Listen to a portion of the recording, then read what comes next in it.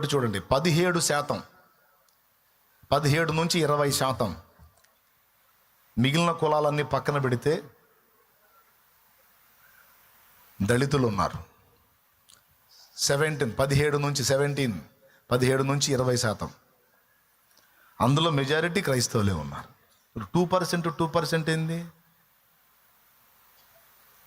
ఇకపోతే ఓసీలలోంచి, బీసీలలోంచి, ఎస్టీలలో నుంచి, మైనార్టీస్లో నుంచి దేవుని వైపు తిరిగిన వాళ్ళు ఇంకా అంతున్నారు.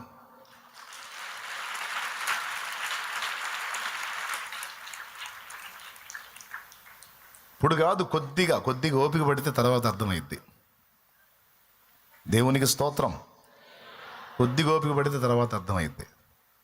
మొత్తం కలిపితే ఈజీగా 40% ఉంటుంది. ఇదే 2% కిదర్ లెక్కేసుకో, దళితులు లెక్కేసుకో. 17% అంటే ఎంత? మిగిలిన వాళ్ళు బహుజనుల్లో నుంచి, ఓసీలలోంచి, ఎస్టీల్లో నుంచి, బీసీల్లోంచి చూడు.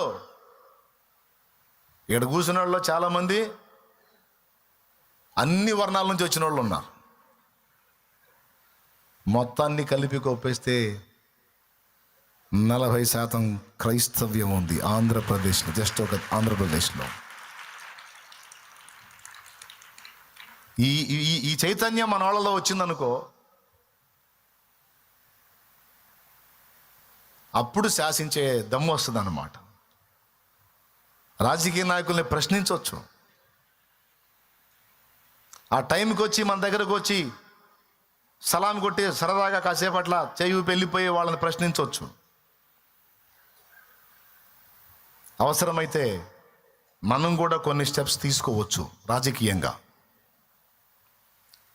కానీ సంఘటితం కావాలి.